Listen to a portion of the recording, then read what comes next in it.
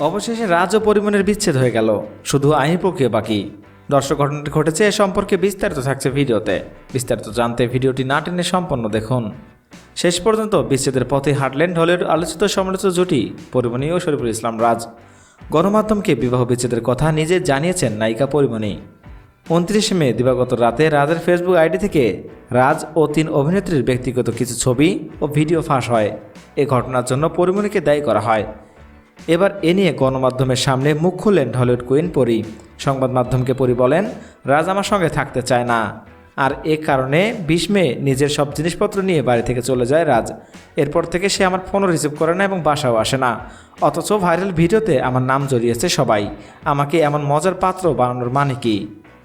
ওই দিন পরিচালক সেলিম পরীকে বলেন, রাজ তোমার সঙ্গে থাকতে চায় না, বিচ্ছেদের ব্যাপারে চিন্তা করতে পারো। হঠাৎ এমন কথা শুনেও পরি উত্তর দেন, সে আমার সঙ্গে থাকতে না চাইলে আমাকে ডিভোর্স দিতে পারে, আমি কেন তাকে ডিভোর্স দেব?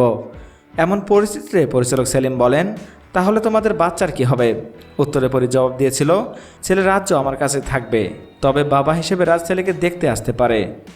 এই বিষয়ে পরি আরও বলেন, রাজ নিয়মিত বাসায় থাকে না, সন্তানের প্রতি সে দায়িত্ব পালন করে না, তবুও লোক দেখাতে বিভিন্ন ইভেন্টে আমরা একসঙ্গে অংশ নেই।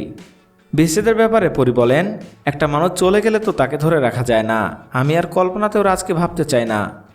দর্শক, রাজ পরির বিয়ের ভাঙার বিষয়টি নিয়ে আপনাদের মতামত জানতে চাই। এখনের মতো এখানে শেষ। পরবর্তী আপডেট নিউজ পেতে আমাদের এই চ্যানেলটিকে সাবস্ক্রাইব করে আমাদের পাশে থাকুন। ধন্যবাদ।